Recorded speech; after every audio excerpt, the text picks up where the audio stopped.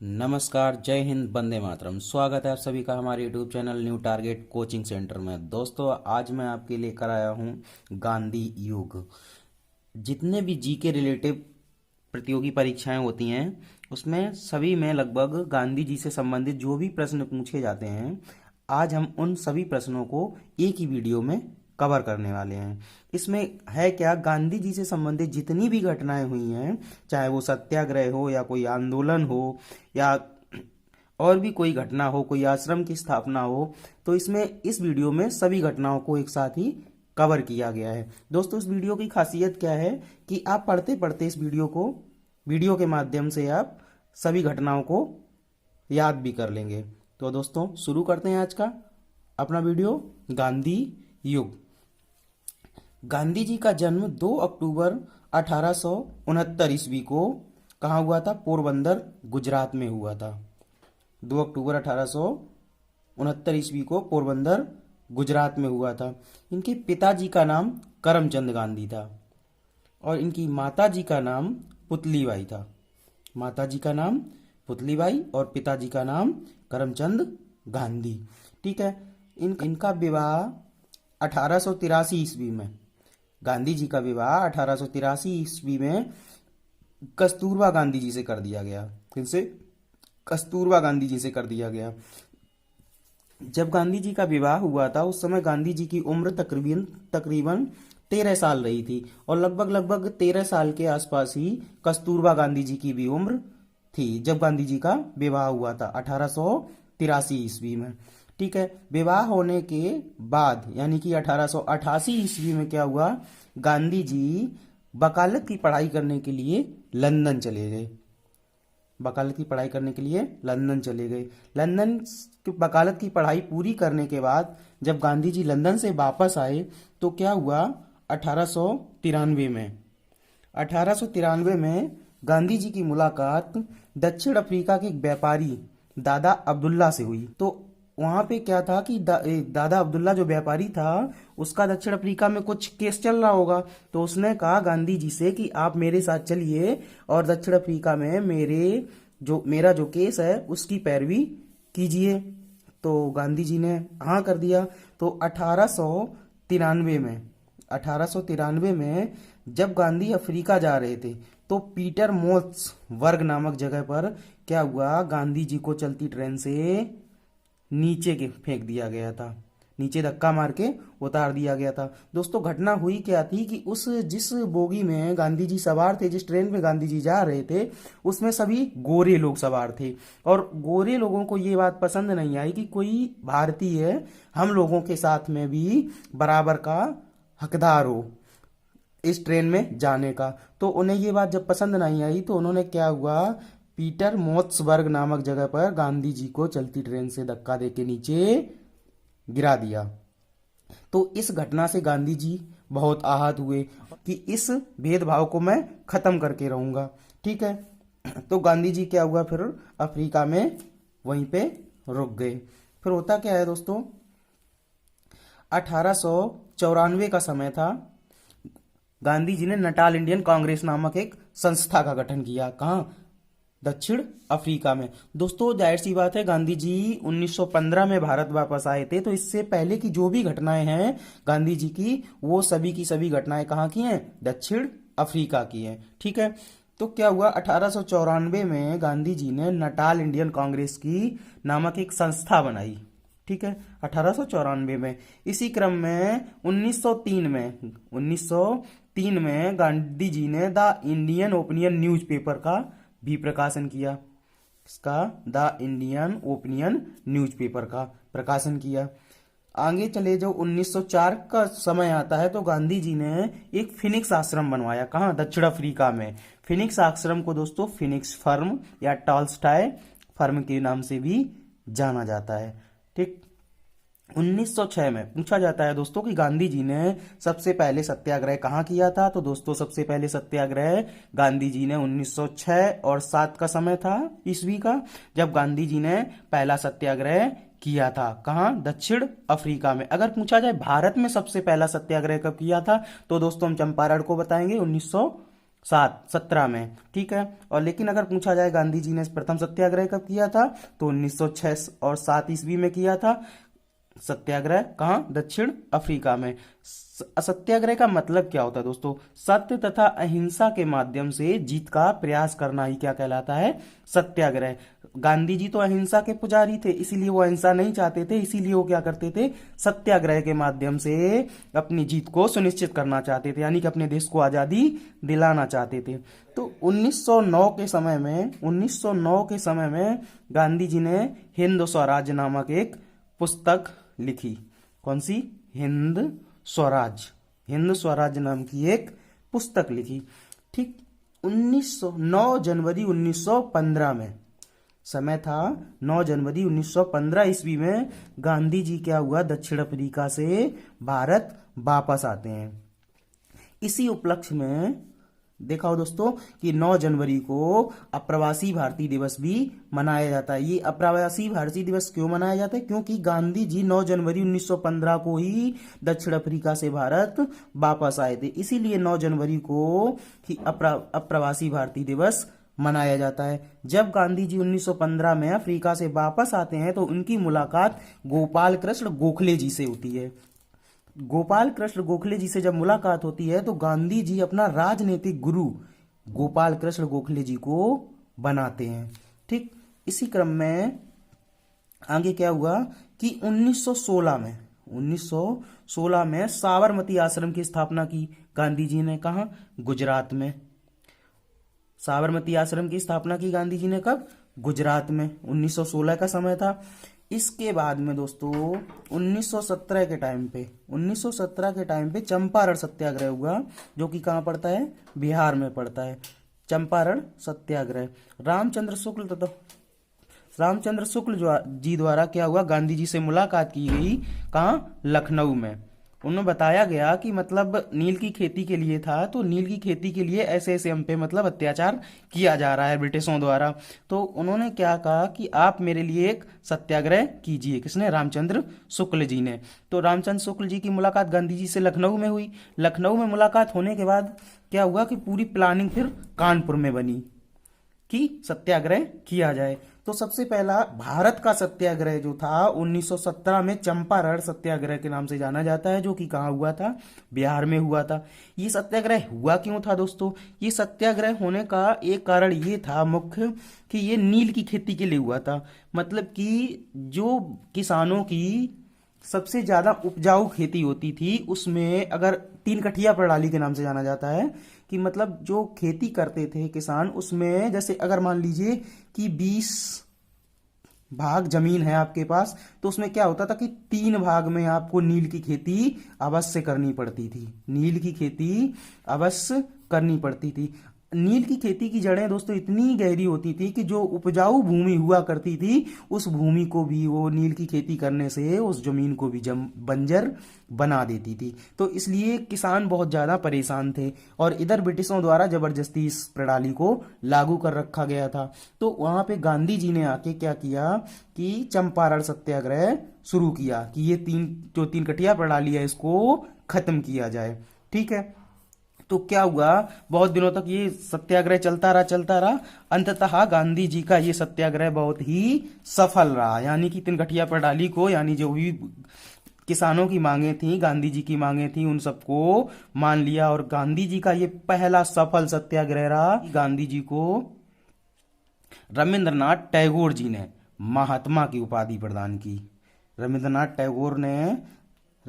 टैगोर जी थे जो उन्होंने चंपारण सत्याग्रह के सफल होने के टाइम पर ही गांधी जी को क्या था कि महात्मा की उपाधि से नवाजा गया, ठीक है। ये पहला सत्याग्रह था जो इंडिया में भारत में गांधी जी का प्रथम सफल सत्याग्रह चंपारण सत्याग्रह था। इसके बाद आता है समय 1918 का। 1918 में क्या हुआ दोस्तों? अहमदाबाद मील मजदूर आंदोलन हुआ। इसमें क्या था कि ये मील मजदूर आंदोलन में उस टाइम पे एक प्लेग नाम की बीमारी आई हुई थी, ठीक है। तो प्लेग नाम की बीमारी में क्या था कि जो मजदूर थे उनको 35%, कितना? 35% प्लेग बोनस दिया जाता था। 35% प्लेग बोनस दिया जा रहा था। लेकिन कंपनी क्या कर रही थी कि मजदूरों को वो बोनस नहीं दे रही थी। तो उस टाइम पे इस बात को देखते हुए फिर गांधी जी से बताया, गांधी जी को पता चला तो गांधी जी को बताया गया। तो वहां पे क्या किया, गांधी जी ने अहमदाबाद में जाकर पहली बार आंदोलन किया। ये पहला मजदूर आंदोलन था। इससे पहले जो गांधी जी ने किया था सत्याग्रह, वो किसानों के लिए था, लेकिन ये पहला मजदूर आंदोलन था।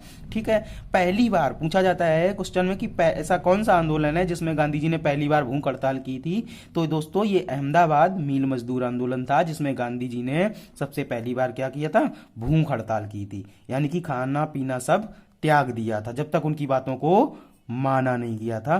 तो उस टाइम पे जब ये सत्याग्रह हुआ तो ये सत्याग्रह भी गांधी जी का सफल रहा, क्योंकि कंपनी ने उनकी ये बात मान ली और जितने भी मजदूर से उनको सबको 35% जो बोनस मिलता था, प्लेग बोनस, वो सभी को बोनस दिया गया। इसी टाइम पे 1918 में ही गांधी जी ने यंग इंडिया और नवजीवन 2 न्यूज़पेपर प्रकाशित किए थे। कौन से? यंग इंडिया और नवजीवन। ठीक है दोस्तों, इसी के अगले क्रम में हम देखते हैं कि 1919 से लेके 1920 में एक खिलाफत आंदोलन चला। खिलाफत आंदोलन क्यों था? ये खिलाफत आंदोलन अली ब्रदर्स ने चलाया था। मोहम्मद अली और शौकत अली 2 भाई थे, उन्होंने खिलाफत आंदोलन चलाया था।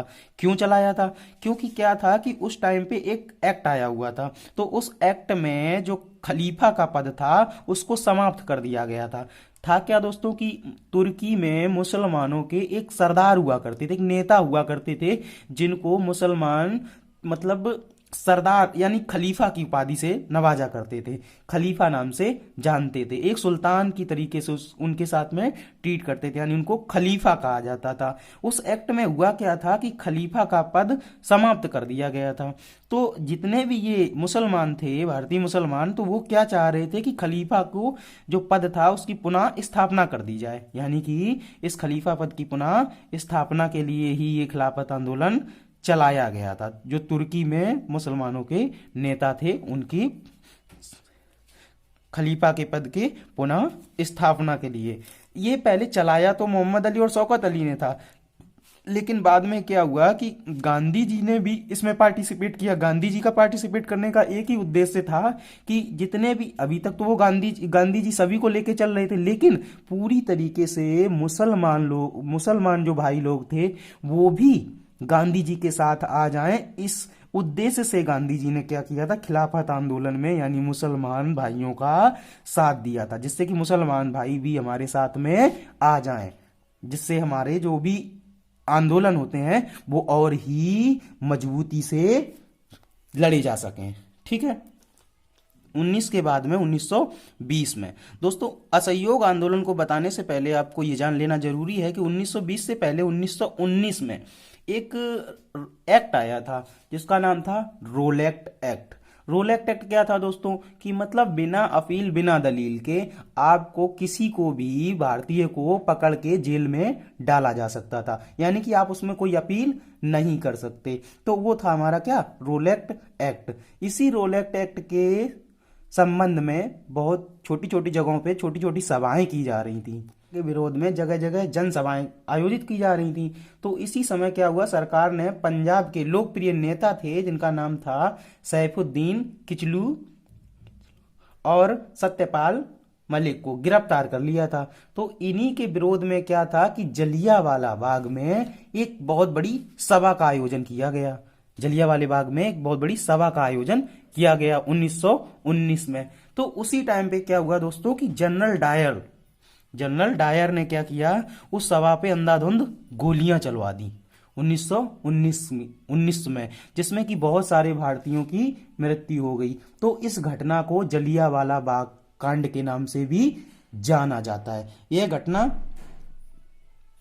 13 अप्रैल 1919 को हुई थी। इसके बाद क्या हुआ, ये असहयोग आंदोलन, फिर गांधी जी ने क्या किया, जब ये घटना घटित हुई तो गांधी जी ने क्या किया, असहयोग आंदोलन शुरू किया। दिसंबर 1920 में हुआ क्या था, कोलकाता अधिवेशन हुआ था। तो कोलकाता अधिवेशन में ही कांग्रेस के सामने मांग रखी थी कि हम असहयोग आंदोलन करेंगे, लेकिन वहां पे उनको मांग को नहीं माना गया। तो फिर इसके बाद में दिसंबर 1920 में गांधी जी की मांग को माना गया, जो कि नागपुर अधिवेशन में ये प्रस्ताव पास हुआ और गांधी जी ने रोलेक्ट एक्ट के विरोध में असहयोग आंदोलन शुरू किया। कब से, 1920 से, दिसंबर 1920 से गांधी जी ने असहयोग आंदोलन शुरू कर दिया। असहयोग आंदोलन होने के बाद में असहयोग आंदोलन चलते चलते क्या हुआ कि एक बहुत ही हृदय विदारक घटना हुई, जिसमें क्या हुआ था, 5 फरवरी 1922 को चौरी चौरा नामक जगह पे एक कांड हुआ, जिसमें कि क्या हुआ था, करीब 22 पुलिस वाले जवानों को हमारे यानी भारतीय लोगों ने जिंदा जला दिया था। तो इस घटना से गांधी जी को बहुत आहत हुई और गांधी जी ने क्या किया कि 11 फरवरी 1922 को, ये घटना कब हुई थी, 5 फरवरी 1922 को, और 11 फरवरी 1922 को गांधी जी ने क्या किया कि असहयोग आंदोलन वापस ले लिया। जब गांधी जी ने असहयोग आंदोलन वापस ले लिया तो मोतीलाल नेहरू और चित्तरंजन दास जी इस बात से बहुत नाराज हो गए कि आपने असहयोग आंदोलन को अचानक वापस क्यों ले लिया। तो इस घटनाक्रम में क्या हुआ कि मोतीलाल नेहरू और चित्तरंजन दास जी ने अपनी एक अलग पार्टी, स्वराज्य पार्टी की स्थापना की थी। कब, 1923 में। 1923 में एक स्वराज्य पार्टी की स्थापना की थी। इस स्वराज्य पार्टी की स्थापना का मुख्य उद्देश्य एक ही था कि विधान परिषदों में जो विधान परिषद के चुनाव हुआ करते थे, उन चुनाव में पार्टिसिपेट करना, भाग लेना। इनका ये मानना था, मोतीलाल नेहरू, चित्तरंजन दास जी का, कि सिर्फ असहयोग और सत्य और अहिंसा के माध्यम से आजादी नहीं मिलेगी, हमारे पास कुछ अलग से पावर भी होना चाहिए। जो पावर कहां से आएगा, अगर हमारे पास विधान परिषद में पावर होगा तो कुछ ना कुछ हमें ताकत उधर से भी मिलेगी। तो इसलिए इनका मुख्य उद्देश्य था विधान परिषदों के चुनाव में भाग लेना। इसीलिए उन्होंने क्या किया था, स्वराज्य पार्टी की स्थापना की थी। कब, 1923 में। ठीक है। इसके बाद में 1923 के बाद में आता है क्या, इसी क्रम में 12 मार्च 1930, इसमें क्या हुआ था कि गांधी जी ने दांडी मार्च शुरू किया था। दांडी मार्च क्या था, साबरमती से दांडी नामक जगह तक गांधी जी ने एक यात्रा शुरू की थी। यह यात्रा मुख्य उद्देश्य ये था कि गांधी जी के साथ में कितने लोग जुड़ सकते हैं। जब गांधी जी ने ये यात्रा शुरू की थी तो गांधी जी के पास कुल 78 सदस्य थे। कुल 78 सदस्य थे गांधी जी के पास में जब गांधी जी ने यात्रा शुरू की थी। लेकिन गांधी जी की यात्रा खत्म होते होते क्या हुआ कि उनके साथ लाखों करोड़ों लोग इकट्ठे हो गए। सबसे ज्यादा जो पार्टिसिपेट किया था, सबसे ज्यादा पार्टिसिपेट किसने किया था, महिलाओं ने किया था। और ये दांडी में जाकर गांधी जी ने नमक उठाकर नमक कानून तोड़ा था। कब, 1930 में।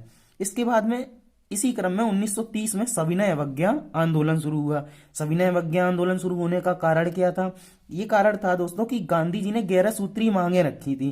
क्या थी मांगे, इरविन के सामने रखी थी कि 11 सूत्री मांगे ये थी कि जैसे हमारे लोगों को बेवजह गिरफ्तार ना किया जाए, हमारे जो भारतीय लोग हैं उनको जबरदस्ती किसी बात के लिए परेशान ना किया जाए। तो ऐसे करके उन्होंने 11 सूत्री मांगे रखी थी, जिसमें कि क्या हुआ था कि इरविन ने इन बातों को नहीं माना, मतलब कि एक तरीके से इग्नोर कर दिया, अनदेखा कर दिया। जब अनदेखा कर दिया तो गांधी जी ने सविनय अवज्ञा आंदोलन शुरू कर दिया कि मेरी बातों को आपको मानना ही पड़ेगा। जब सविनय अवज्ञा आंदोलन शुरू किया दोस्तों, सविनय अवज्ञा आंदोलन 2 पार्ट में हुआ था। एक तो 1930 से 1931 में हुआ था। 1931 में क्या हुआ था, इनके इरविन और गांधी जी और इरविन के बीच में समझौता हुआ था, तो सविनय अवज्ञा आंदोलन गांधी जी ने खत्म कर दिया था। लेकिन इसके बाद में फिर क्या हुआ, इरविन साहब ने मतलब उन जो भी बातें मानी थी गांधी जी की, उनमें कुछ बातें मानने से इनकार कर दिया बाद में। तो जब इनकार कर दिया तो 1932 से लेकर 1934 तक सविनय अवज्ञा आंदोलन गांधी जी ने फिर से शुरू कर दिया था।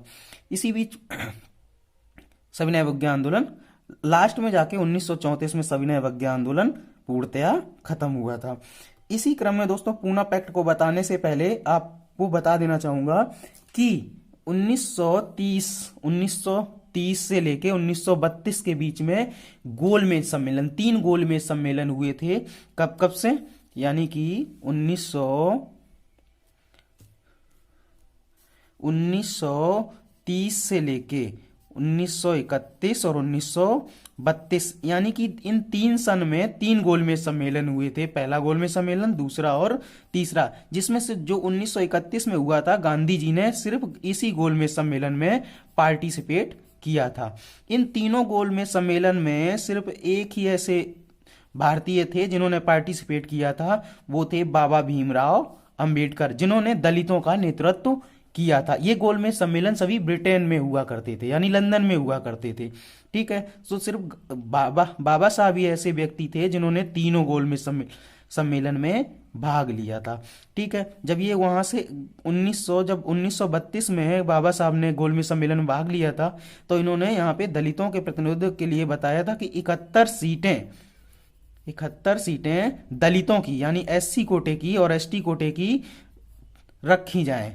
कहाँ? विधानसभा में 71 सीटें SC और ST की रखी जाएं। तो उनकी इस बातों को मान लिया गया था। इसके बाद में जब वो बाबा साहब 1932 का गोलमेज सम्मेलन से वापस भारत आते हैं, तो गांधी जी इनकी इन बातों से अस्वीकृति महसूस करते हैं। क्यों? क्योंकि गांधी जी जानते थे कि अगर दलित कोटा एक तरफ हो जाएगा, उनके लिए अलग सीटें हो जाएंगी और पृथक निर्वाचन होने लगेगा, तो जो भी भारत में आंदोलन किए जा रहे हैं वो आंदोलन सभी कमजोर पड़ जाएंगे, क्योंकि जाति पात का चक्कर आ जाएगा। तो गांधी जी ने क्या किया कि यहाँ पे उन्होंने फिर गांधी जी और भीमराव अंबेडकर जी के बीच में एक समझौता हुआ 1932 में, जिसको पूना पैक्ट के नाम से जाना जाता है। इसमें क्या था? दलितों का पृथक निर्वाचन खत्म किया जाए, यानी कि जो 71 सीटें जो थीं उस पे दलितों का यानी पृथक निर्वाचन, यानी दलित को सिर्फ दलित ही चुन सकता है, कोई दूसरा व्यक्ति नहीं चुन सकता जब चुनाव होगा। तो उन्होंने, गांधी जी ने कहा कि दलितों का पृथक निर्वाचन खत्म किया जाए। तो दलितों का जो पृथक निर्वाचन था वो तो खत्म कर दिया खैर इस पूना पैक्ट में, लेकिन 71 सीटों से बढ़ाकर जो दलितों की सीटें थीं वो कर दी गई 147। ठीक है, इसी टाइम पे गांधी जी ने 1932 में क्या किया था? एक हरिजन प्रकाशन का एक न्यूज़पेपर भी निकाला था। ठीक, 1940 का समय आता है, जब 1940 में क्या हुआ था? एक व्यक्तिगत आंदोलन शुरू किया था। किसने? गांधी जी ने व्यक्तिगत आंदोलन शुरू किया था, लेकिन उसमें विनोबा भावे जी और जवाहरलाल नेहरू जी का पूर्ण सहयोग था। ये आंदोलन महाराष्ट्र से शुरू किया गया था। इसी आंदोलन में एक नारा दिया गया था दोस्तों, जिसका नाम था दिल्ली चलो, यानी कि सभी जो भारतीय थे उनसे बोला गया था इस व्यक्तिगत सत्याग्रह के थ्रू कि सभी लोग दिल्ली चलो। ठीक है, इसी टाइम पे एक ऑपरेशन जीरो चलाया गया। किसके द्वारा? ब्रिटिश गवर्नमेंट के द्वारा। ऑपरेशन जब जीरो चलाया गया तो उसमें क्या हुआ? गांधी जी की गिरफ्तारी हो गई। ऑपरेशन जीरो में गांधी जी की गिरफ्तारी हो गई, लेकिन कुछ दिन बाद गांधी जी को छोड़ दिया गया। ठीक, जब गांधी जी को छोड़ दिया गया तो 1942 में एक सत्याग्रह और हुआ, एक आंदोलन चला जिसका नाम था भारत छोड़ो आंदोलन। ये गांधी जी ने शुरू किया। कहां से शुरू किया? मुंबई से शुरू हुआ ये आंदोलन। कहां? भारत छोड़ो आंदोलन, यानी कि अंग्रेजों भारत छोड़ो। तो ये आंदोलन 1942 में शुरू हुआ और इसी आंदोलन में करो या मरो का नारा दिया गया था। किसके द्वारा? गांधी जी द्वारा। करो या मरो का नारा भारत छोड़ो आंदोलन के टाइम पे 1942 में दिया गया था। ठीक है, अंततः 1947 यानी 15 अगस्त 1947 को भारत आजाद हो गया। 15 अगस्त 1947 को भारत को आजादी मिल गई। 30 जनवरी 1948 समय था दोस्तों, 30 जनवरी 1948 दिल्ली में नाथूराम गोडसे द्वारा गांधी जी की गोली मारकर हत्या कर दी गई। कब? 30 जनवरी 1948 में गांधी जी की हत्या कर दी गई। गांधी जी का जीवन समाप्त हो गया। दोस्तों, ये हमारे इस वीडियो को बनाने का मुख्य एक ही उद्देश्य था कि प्रतियोगी परीक्षाओं में जितनी भी जीके संबंधित प्रतियोगी परीक्षाएं होती हैं उसमें गांधी जी से संबंधित जितने भी क्वेश्चन पूछे जाते हैं उनको कवर अप करने के लिए हमने इस वीडियो को रिकॉर्ड किया है। ठीक है, तो आशा करता हूँ दोस्तों वीडियो पसंद आया होगा। अगर वीडियो पसंद आया है तो लाइक शेयर और सब्सक्राइब करना ना भूलें। अगले वीडियो में फिर मिलेंगे, तब तक के लिए नमस्कार, जय हिंद, वंदे मातरम।